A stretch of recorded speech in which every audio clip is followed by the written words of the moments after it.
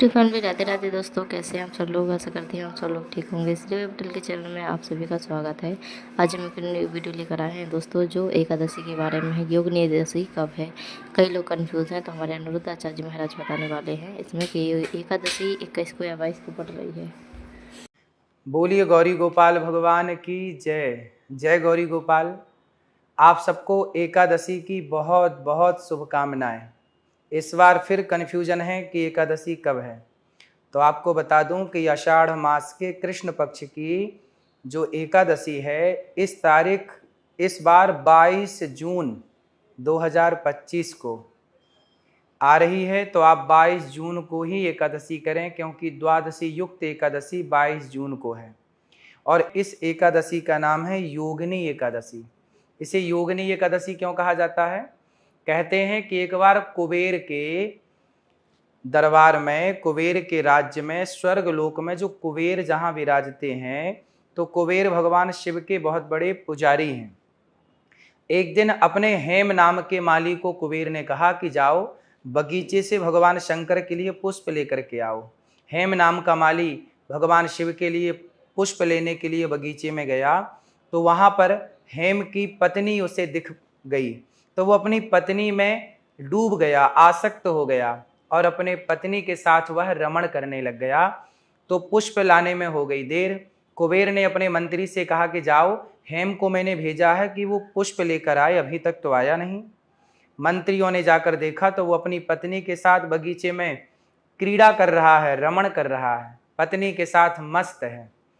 तब कुबेर को सूचना मिली, तो कुबेर ने आकर के कहा कि मैं कब से भगवान शिव के लिए पुष्प के लिए तुम्हारा इंतजार कर रहा था, और तुम यहाँ पत्नी के साथ रमण कर रहे हो। ये कोई वक्त है पत्नी के साथ रमण करने का? ये पूजा आराधना का समय है।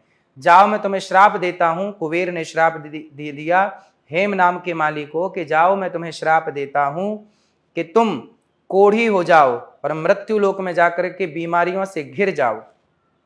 श्राप लगते ही हेम नाम का माली इस मृत्यु लोक में आ गया और कोढ़ का रोग हो गया। ना उसे नींद आती, ना भूख लगती, दर दर की ठोकर खाता, कष्ट से शरीर जला जा रहा है। तब उसे मार्कंडेय जी का दर्शन हुआ। मार्कंडेय जी से कहा कि हे गुरुदेव, मैं इस पाप से, इस बीमारी से कैसे बचूं? तब मार्कंडेय जी ने पूछा कि तुम्हें ये सब बीमारी हुई कैसे? तब कहा कि मैंने पूजा के समय पे पत्नी के साथ रमण किया, और मैंने कुबेर जी की आज्ञा का उल्लंघन किया। भगवान शिव की पूजा में देर हुई, इसलिए मुझे कुबेर जी ने श्राप दिया है।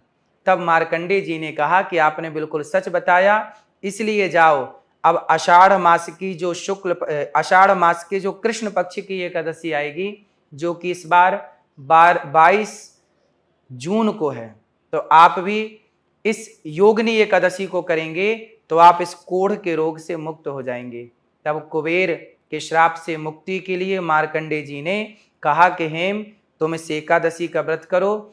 88,000 ब्राह्मणों को भोजन कराने का जो पुण्य मिलता है, वह मात्र योगिनी एकादशी का व्रत कर लेने से प्राप्त हो जाता है। तो जाओ, आप इस व्रत को करो। हेम ने जब आषाढ़ मास के कृष्ण पक्ष की एकादशी का जब व्रत किया, तो वह सारे पाप से मुक्त हो गया और पुनः वह कुबेर के धाम में पहुंच गया और अपनी पत्नी के पास फिर वो रहने लग गया, और अब शिव की आराधना करके अपना कल्याण करना चाहता है।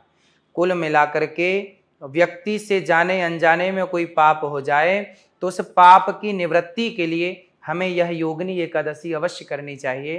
तो आप सबको योगिनी एकादशी की बहुत बहुत शुभकामनाएं, और आप एकादशी अवश्य करें। एकादशी के दिन आप दशमी के दिन ही, मतलब आप 21 तारीख को ही रात्रि को भोजन ना करें, सूर्य अस्त के पहले भोजन कर लें, और 22 तारीख 22 जून 2025 को आप सुबह से लेकर शाम तक केवल भगवान का कीर्तन करें।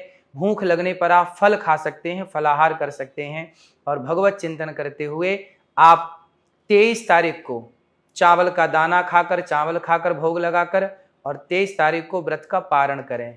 तो आप सबको योगिनी एकादशी की बहुत बहुत शुभकामनाएं।